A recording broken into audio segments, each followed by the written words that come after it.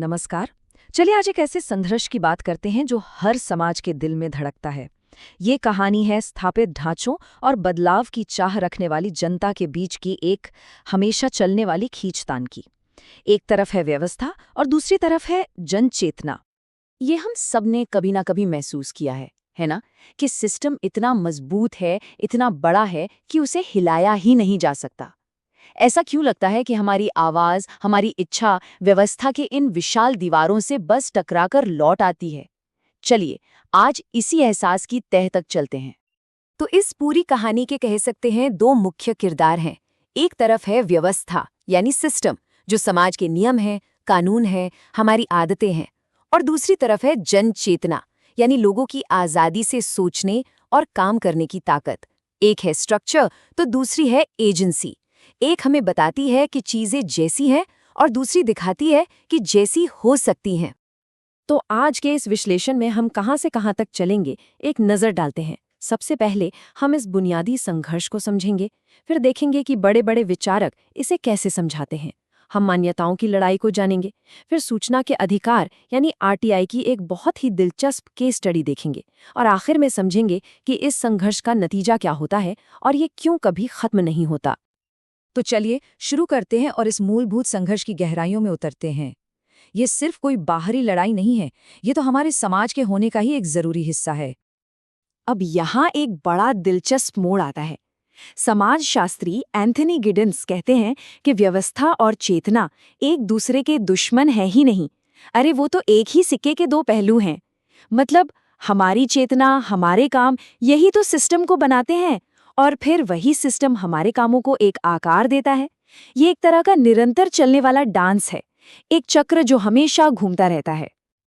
अच्छा, ये समझने के लिए कि ये जो एक तरह की रुकावट है ये बनी क्यों रहती है, हमें कुछ महान विचारकों के नजरिए को देखना होगा। वो हमें इस संघर्ष को देखने के लिए अलग अलग चश्मे देते हैं। और सबसे पहले बात करते हैं डॉक्टर बी.आर. अम्बेडकर की। उनका मानना था कि असली लड़ाई बाहरी सिस्टम से उतनी नहीं है जितनी हमारे अंदर की मानसिक आदतों से है। वो मन की अवस्था जिसे पीढ़ियों की परंपरा ने हमारे अंदर इतना पक्का कर दिया है, असल बीमारी तो वो है। तो इसका मतलब क्या हुआ? मतलब ये है कि सिर्फ कानून या सिस्टम बदल देने से काम नहीं चलेगा। डॉक्टर अंबेडकर के मुताबिक असली लड़ाई तो उस दिल की आदत से है जो हमें बताती है कि क्या सही है और क्या गलत। जब तक हम उन पुरानी सोच और मानसिक मॉडलों को जड़ से उखाड़कर फेंक नहीं देते, तब तक सच्चा सामाजिक बदलाव आ ही नहीं सकता।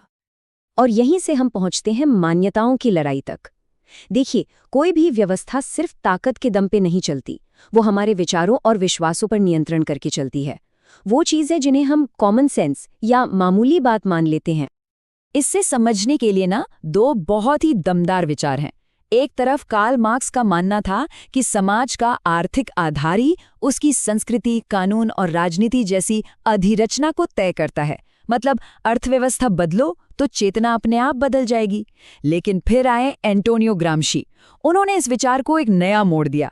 उन्होंने कहा कि शासक वर्ग सिर्फ अर्थव्यवस्था से नहीं, बल्कि अपनी विचारधारा को ही कॉमन सेंस बनाकर राज करता है। इसलिए सिस्टम पर सीधा हमला करने से पहले विचारों और संस्कृति के मैदान में पोजीशन का युद्ध जीतना जरूरी है।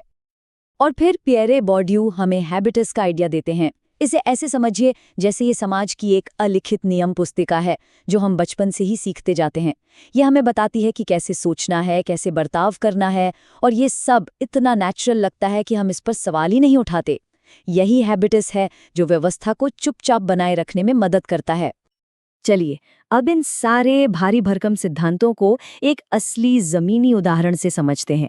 ये कहानी है कि कैसे भारत में जनचेतना ने एक बहुत ही ताकतवर व्यवस्था को चुनौती दी और आखिरकार उसे बदल ही दिया। तो देखिए, समस्या थी सरकारी कामकाज में जरूरत से ज्यादा गोपनीयता, जिसकी वजह से भ्रष्टाचार को खूब बढ़ावा मिलता था। और इस बदलाव की चिंगारी जलाई एक बहुत ही साधारण सी जमीनी संगठन ने, मजदूर किसान शक्ति संगठन या MKSS, जो राजस्थान में काम कर रहा था। तो MKSS की जो रणनीति थी वो बहुत ही सरल लेकिन कमाल की थी। उन्होंने जन सुनवाई शुरू की, जहां वो सरकारी रिकॉर्ड को गांव वालों के सामने जोर जोर से पढ़ते थे। अब सोचिए, जब लोगों ने सुना कि उनके नाम पर आया पैसा, उन तक तो पहुंचा ही नहीं, तो चेतना की एक लहर सी दौड़ पड़ी और इसी ने पारदर्शिता के लिए एक देशव्यापी मांग को जन्म दिया। और अगर हम ग्रामशी के चश्मे से देखें ना, तो ये पूरी लड़ाई 2 हिस्सों में हुई। पहला था पोजीशन का युद्ध, यानी जन सुनवाई के जरिए धीरे धीरे लोगों की सोच को बदलना, जागरूकता फैलाना। और जब ये जमीन तैयार हो गई, तब शुरू हुआ आक्रमण का युद्ध, यानी कानूनी बदलाव के लिए सीधा संघर्ष, जिसका नतीजा था RTI एक्ट। तो सवाल ये है कि इस ऐतिहासिक लड़ाई का नतीजा क्या निकला? इसने नागरिकों और राज्य के बीच पावर के समीकरण को आखिर कैसे बदल दिया? साल था 2005, जब सूचना का अधिकार अधिनियम यानी RTI एक्ट पास हुआ। ये जन चेतना की व्यवस्था पर एक बहुत बड़ी जीत थी। अब ये जो स्लाइड है ये बड़ी दिलचस्प है। देखिए कैसे गिडन्स का मॉडल यहाँ बिल्कुल फिट बैठता है। RTI से पहले व्यवस्था क्या थी? 1923 का गोपनीयता कानून, और लोगों की चेतना जन सुनवाई के जरिए जाग रही थी। नतीजा, गोपनीयता ही नॉर्मल थी। RTI के बाद व्यवस्था बनी 2005 का कानून। चेतना ने सूचित नागरिकता का रूप ले लिया और नतीजा ये हुआ कि पारदर्शिता एक ताकतवर संसाधन बन गई। और सबसे जरूरी बात पता है क्या है? इस कानून ने एक ऐसा पॉजिटिव चक्र शुरू कर दिया जो खुद को ही और मजबूत करता है। नया कानून यानी नई व्यवस्था नागरिकों को जानकारी देकर उनकी चेतना को मजबूत करती है, और फिर यही मजबूत चेतना कानून का सही इस्तेमाल करके व्यवस्था को और भी शक्तिशाली बनाती है। लेकिन कहानी यहाँ खत्म नहीं होती। RTI यकीनन एक शानदार जीत थी, पर व्यवस्था और चेतना के बीच का ये संघर्ष एक लगातार चलने वाली प्रक्रिया है। ये कभी खत्म नहीं होती। इस पूरे विश्लेषण से एक बात तो बिल्कुल साफ हो जाती है कि किसी कानून को बदलना या किसी सिस्टम को बदलना फिर भी आसान हो सकता है, लेकिन लोगों की सोच, उनकी मानसिक आदतें और उनकी चेतना को जगाना, वो कहीं ज्यादा मुश्किल काम है। और आखिर में एक सवाल जो हम सबको अपने आप से पूछना चाहिए, हमारे आसपास ऐसी कौन सी व्यवस्था है, चाहे वो छोटी हो या बड़ी हो, जो बस एक सामूहिक चेतना के जागने का इंतजार कर रही है ताकि उसमें बदलाव आ सके? इस पर जरूर सोचिएगा। सुनने के लिए धन्यवाद।